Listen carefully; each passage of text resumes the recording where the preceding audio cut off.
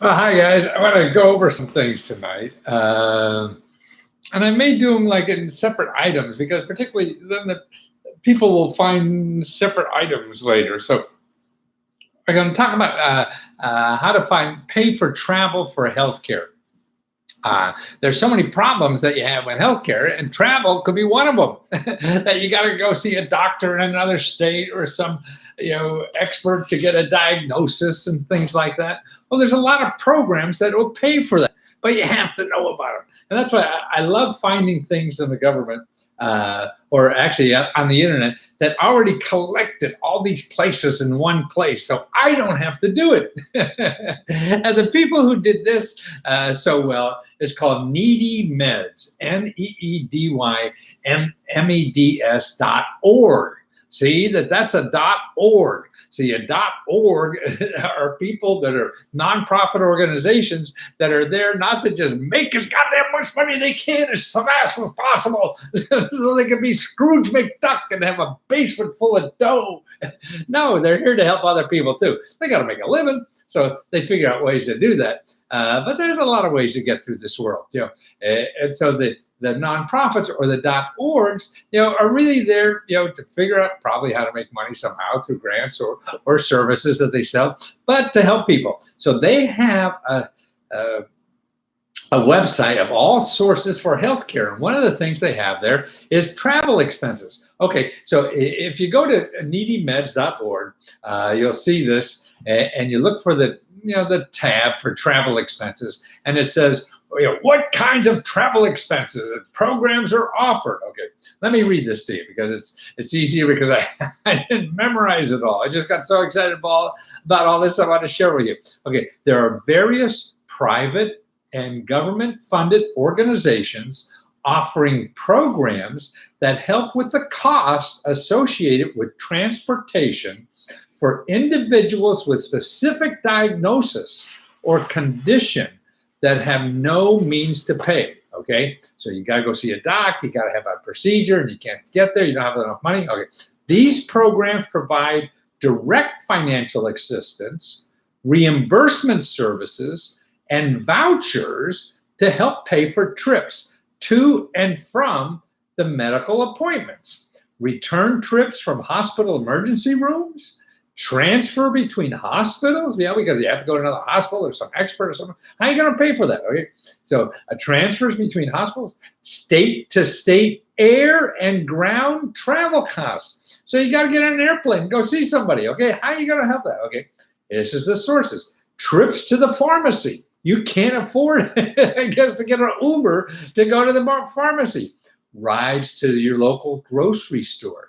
Family events. Say you're sick and you can't get to a family event. I mean, it's fantastic to me. I never realized. See, that's why we're the question marks. How would you know to ask if there's free money to help to get me to the family picnic because I'm sick and I want to be there? It'll make me feel better or whatever.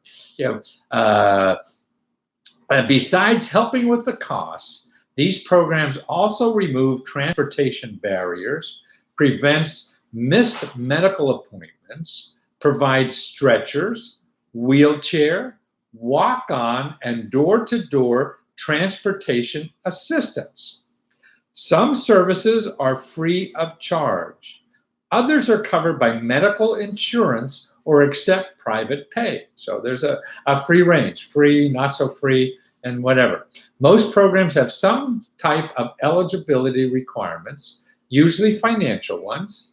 Some cover one specific diagnosis, maybe it's only for cancer patients or something like that. Others cover an entire category, or even all chronic medical illnesses it covers. Additionally, some of these programs may offer other types of assistance. For example, access to lodging. So you got to travel somewhere. Well, they put you up somewhere.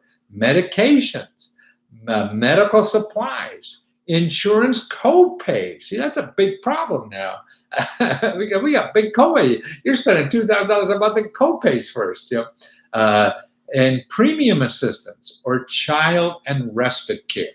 And then they have a big database of all these services, and it's organized by diagnosis. So like the kind of diagnosis you have. Here, let me read some of them for you. So, okay, asthma, arthritis, autism, and there's hundreds of diagnoses, different kinds. Or they're organized by state or nationwide. So maybe they only do it within a state or the nation. Or by program name. Now you don't know what they are because you don't know what the heck they are, right? So if you ever need to get transportation, or there's a grandma, you want her to get to the family picnic, how are you going to get there? And she lives in outer Mongolia. Man, see if you get her a free airplane ride to come to the family picnic. Wouldn't that be a kick in the butt, right? So that's right. I mean, you're only limited by your imagination. And that's why, to me, when you see sources like this, it stimulates your imagination, and you think of other ways and neat stuff you could do in life. Yeah. Okay. So I hope that helps somebody out there. And if it doesn't, well, keep it for somebody else. Remember, all this stuff is not only for you, it's for other people too.